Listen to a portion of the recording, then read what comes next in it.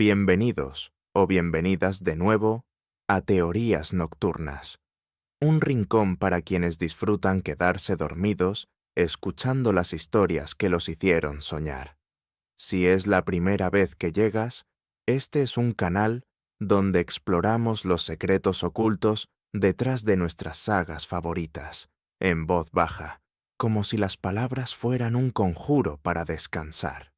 Esta noche abrimos la parte 2 de nuestra serie dedicada a Harry Potter, una parte donde el tiempo se vuelve lento y la magia se siente más antigua, más profunda. La llamamos Ecos del Más Allá, porque hay rincones en Hogwarts donde las almas no se apagan del todo y donde la magia no termina con la muerte, sino que se transforma en memoria, en susurro, en presencia. Apaga la luz, ajusta el volumen y deja que la noche te lleve a través de los pasillos silenciosos del castillo, donde cada sombra guarda una historia y cada historia aún respira. Capítulo 6. El bosque prohibido sigue vivo. Hay lugares que parecen respirar, espacios donde el aire no solo se mueve, sino que guarda memorias, donde el tiempo se detiene y cada hoja, cada raíz, susurra historias que nadie escucha. En Hogwarts, ese lugar es el bosque prohibido. Durante generaciones, los estudiantes han sentido miedo al adentrarse en él. Demasiado oscuro, demasiado silencioso, demasiado vivo. Pero la teoría que hoy nos acompaña dice algo distinto, que el bosque prohibido no es solo un escenario, es un ser, un guardián antiguo que observa, escucha y recuerda. Todo en el bosque parece tener conciencia. Las criaturas que lo habitan no solo sobreviven, actúan con propósito. Los centauros leen las estrellas como si el cielo y la tierra fueran uno solo. Las acromántulas, aunque monstruosas, defienden su territorio como guardianas de un límite invisible. Incluso los árboles, a veces se mueven sin viento. El bosque sabe cosas, y según la teoría, lo sabe todo. Cuando Harry entra en el bosque, la noche en que camina hacia su sacrificio, no camina solo. El aire parece abrirse ante él, los pasos no hacen ruido, y el silencio no es vacío, es atención, como si el bosque lo reconociera.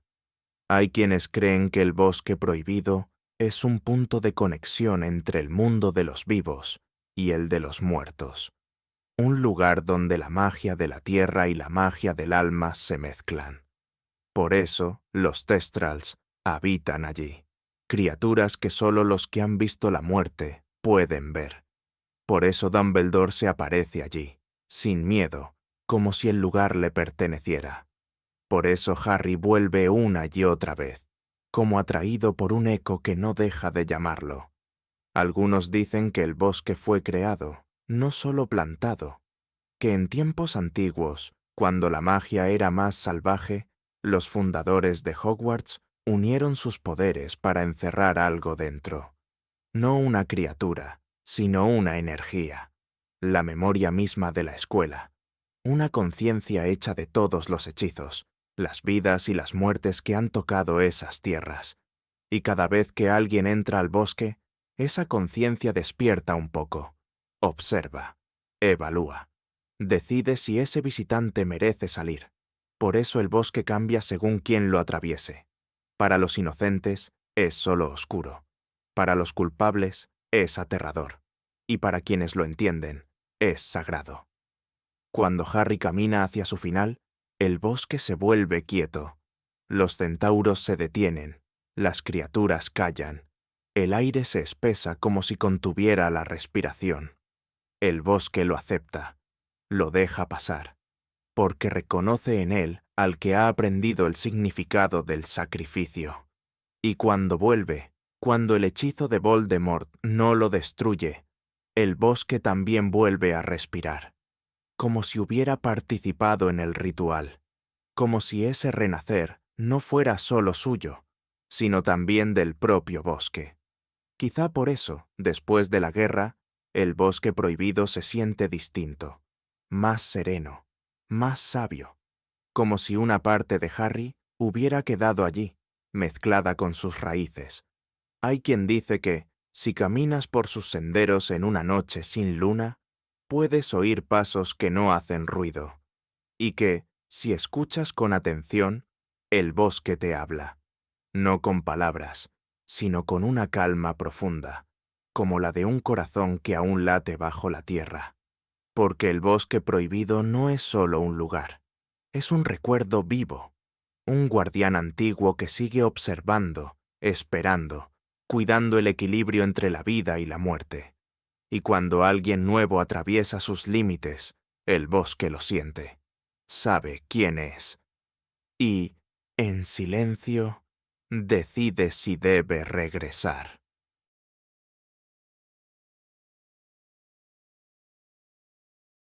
Capítulo 7. El retrato de Dumbledore está realmente vivo. Después de su muerte, Dumbledore no desaparece del todo.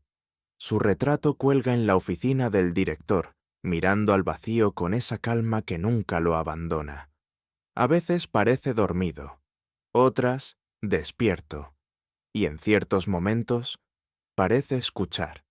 En el mundo mágico, los retratos son comunes, reflejos encantados que conservan fragmentos de la personalidad de quienes alguna vez vivieron. Pero el retrato de Dumbledore no se comporta como los demás. La teoría que hoy nos acompaña dice que Dumbledore no solo fue pintado, fue trascendido, que su alma, en lugar de partir del todo, se dividió una vez más, no para crear oscuridad, sino para permanecer en forma de guía. Piénsalo, nadie entiende tan bien el alma como él. Dumbledore conocía el poder de dividirla, de preservarla, de reconstituirla. Sabía cómo se anclan las esencias al mundo. Y lo hizo, quizás sin confesarlo, con su último acto de magia silenciosa. Cuando Snape entra por primera vez a esa oficina después de la muerte del director, el retrato ya está allí, esperándolo, sin que nadie lo haya colgado aún, sin que nadie lo haya pintado todavía, como si hubiera aparecido por voluntad propia. Los retratos tradicionales necesitan tiempo, encantamientos, pinceles, hechizos de memoria. Pero el de Dumbledore no. Simplemente surgió, como si el propio castillo lo hubiera llamado de vuelta. Y eso cambia todo, porque significa que no es un retrato cualquiera, es una presencia, una extensión viva del propio Dumbledore, anclada a las paredes de Hogwarts, igual que los fantasmas, pero más silenciosa, más paciente. Quizá por eso el retrato da consejos con tanta precisión. No solo repite frases del pasado, responde al presente, piensa, siente, y su voz, cuando se dirige a Harry o a Snape, no suena como un eco, sino como un susurro verdadero. Muchos creen que, al morir, Dumbledore eligió permanecer, no para dominar, sino para proteger, como si hubiera dejado parte de su alma en el castillo, del mismo modo que Voldemort lo hizo con sus Horrocruxes, pero desde la luz, una contramagia, un alma dividida por amor, no por poder. En cada generación, los retratos de los directores aconsejan a los nuevos, pero el de Dumbledore lo hace con algo más, conciencia. Sabe lo que ocurre fuera de su marco, entiende el tiempo y recuerda cosas que nunca debería saber. El castillo mismo parece reaccionar a su presencia. Puertas que se abren solas, ventanas que se iluminan cuando su cuadro observa.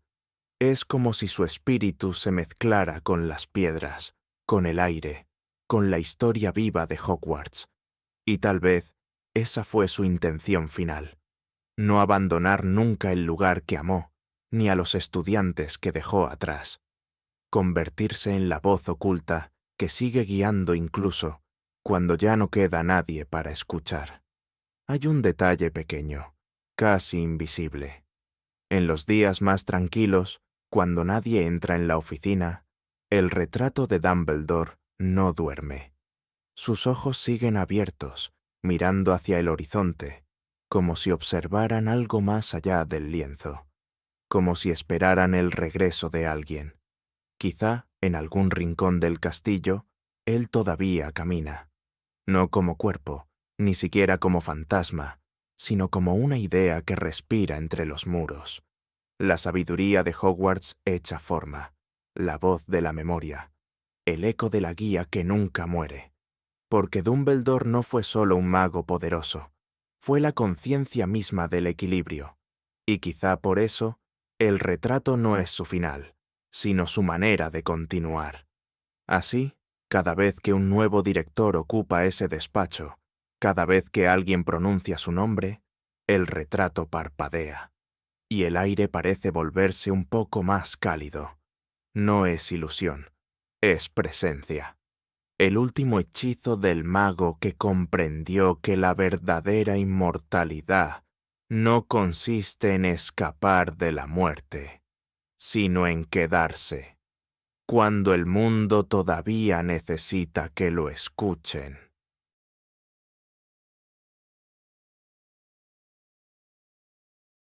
Capítulo 8. Los fantasmas de Hogwarts son fragmentos del castillo. Cada año, cientos de voces se mezclan bajo el techo del gran comedor. Risas, murmullos, el brillo de las velas flotando en el aire.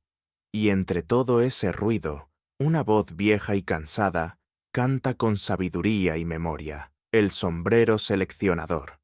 Muchos lo ven como un objeto encantado, una reliquia de los fundadores, una herramienta práctica para asignar a cada alumno su casa. Pero la teoría que nos acompaña esta noche dice algo distinto. Dice que el sombrero no es un objeto, es una conciencia viva, una fusión de las almas de los 4 fundadores de Hogwarts. Cuando Godric Gryffindor creó el sombrero, no lo hizo solo con hechizos. Le infundió una parte de sí mismo, su coraje, su voz, su juicio. Pero las leyendas más antiguas cuentan que los demás fundadores hicieron lo mismo, que, para garantizar que Hogwarts siguiera guiando incluso después de su muerte, cada uno de ellos entregó un fragmento de su esencia. Así, el sombrero no solo elige, recuerda, no solo habla, siente. Cada vez que toca la cabeza de un estudiante, mira dentro de su mente y su alma, y los compara con siglos de memorias vivas, como si 4 voces distintas susurraran en su interior. Hay momentos en los que el sombrero parece más humano que mágico. Se ríe, duda, se corrige, y en ocasiones parece cansado, como si llevar el peso de tantas generaciones fuera demasiado para una sola conciencia. Los estudiantes lo escuchan sin pensar demasiado, pero cada palabra suya está cargada de historia. Ha visto pasar a héroes, villanos, guerras y reconciliaciones. Sabe lo que cada casa fue y lo que podría volver a ser. Por eso, a veces, sus canciones parecen advertencias, profecías disimuladas bajo rimas. ¿Y si el sombrero no estuviera simplemente recordando, sino intentando mantener viva la unión entre las 4 casas? Quizá cada año, con cada canción, las voces de los fundadores tratan de hablar con el mundo, de recordarle a los jóvenes lo que ellos mismos olvidaron, que el valor, la inteligencia, la lealtad y la ambición no deberían separarse, sino coexistir. Algunos creen que el sombrero puede ver el futuro. Otros, que solo lee el alma humana con una profundidad que da miedo. Pero hay algo más inquietante aún. El sombrero parece tener emociones. En la batalla final de Hogwarts, cuando Harry se enfrenta a Voldemort, el sombrero grita. Siente miedo. Y cuando Neville lo empuña para sacar la espada de Gryffindor, parece sonreír. Eso no es un reflejo mágico, es empatía, vida. Quizá el sombrero no hable solo por costumbre, sino porque necesita hacerlo para seguir existiendo. Cada palabra que pronuncia lo mantiene despierto, anclado al presente. Sin las voces que lo escuchan, sin los estudiantes que lo llevan en sus cabezas, su conciencia podría disolverse en el silencio. A veces, cuando el gran comedor está vacío, dicen que aún se oyen murmullos, el sonido de una voz que repite nombres, que recuerda rostros, que canta bajito para no olvidar quién fue. Como si el sombrero soñara. Y quizás sea así, porque los sueños también son una forma de memoria, una manera de mantener viva la magia cuando todo lo demás duerme. El sombrero seleccionador no es solo un artefacto, es el corazón que late bajo las casas, la unión invisible entre Gryffindor, Ravenclaw, Hufflepuff y Slytherin. 4 almas en una, custodiando a cada generación que pasa. Cuando un nuevo alumno llega, el sombrero no solo elige, reconoce. Encuentra en cada niño un reflejo de alguien que ya amó, de un valor que alguna vez vio nacer, de una historia que se repite, como un eco que nunca se apaga. Y en el silencio después del canto, cuando las velas parpadean y el murmullo vuelve, el sombrero suspira, porque por un instante ha vuelto a sentir que no está solo. Capítulo 9. El sombrero seleccionador tiene alma. Cada año, cientos de voces se mezclan bajo el techo del gran comedor. Risas, murmullos, el brillo de las velas flotando en el aire. Y entre todo ese ruido, una voz vieja y cansada canta con sabiduría y memoria, el sombrero seleccionador. Muchos lo ven como un objeto encantado, una reliquia de los fundadores, una herramienta práctica para asignar a cada alumno su casa. Pero la teoría que nos acompaña esta noche dice algo distinto. Dice que el sombrero no es un objeto, es una conciencia viva, una fusión de las almas de los 4 fundadores de Hogwarts. Cuando Godric Gryffindor creó el sombrero, no lo hizo solo con hechizos. Le infundió una parte de sí mismo, su coraje, su voz, su juicio. Pero las leyendas más antiguas cuentan que los demás fundadores hicieron lo mismo, que, para garantizar que Hogwarts siguiera guiando incluso después de su muerte, cada uno de ellos entregó un fragmento de su esencia. Así, el sombrero no solo elige, recuerda, no solo habla, siente. Cada vez que toca la cabeza de un estudiante, mira dentro de su mente y su alma, y los compara con siglos de memorias vivas, como si 4 voces distintas susurraran en su interior. Hay momentos en los que el sombrero parece más humano que mágico. Se ríe, duda, se corrige, y en ocasiones parece cansado, como si llevar el peso de tantas generaciones fuera demasiado para una sola conciencia. Los estudiantes lo escuchan sin pensar demasiado, pero cada palabra suya está cargada de historia. Ha visto pasar a héroes, villanos, guerras y reconciliaciones. Sabe lo que cada casa fue y lo que podría volver a ser. Por eso, a veces, sus canciones parecen advertencias, profecías disimuladas bajo rimas. ¿Y si el sombrero no estuviera simplemente recordando, sino intentando mantener viva la unión entre las 4 casas?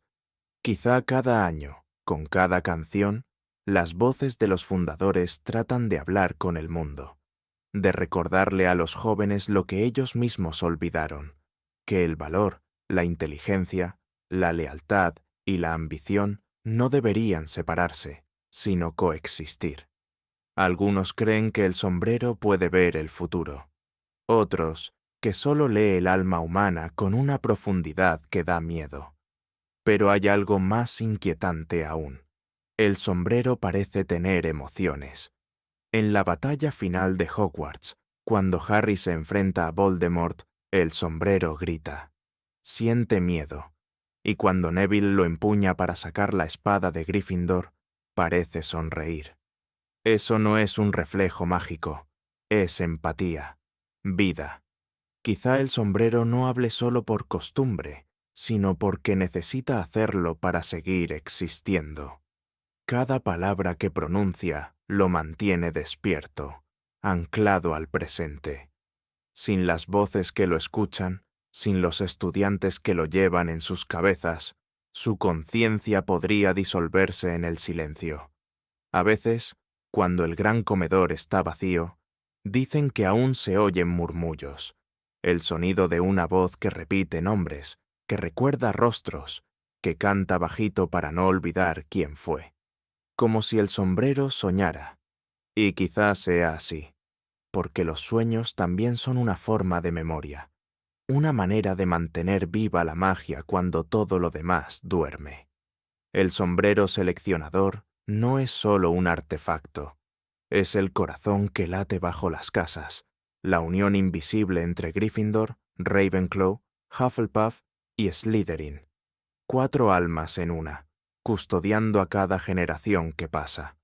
Cuando un nuevo alumno llega, el sombrero no solo elige, reconoce. Encuentra en cada niño un reflejo de alguien que ya amó, de un valor que alguna vez vio nacer, de una historia que se repite, como un eco que nunca se apaga. Y en el silencio después del canto, cuando las velas parpadean y el murmullo vuelve, el sombrero suspira, porque por un instante ha vuelto a sentir que no está solo.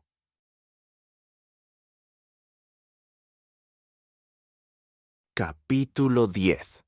Snape aún protege a Harry.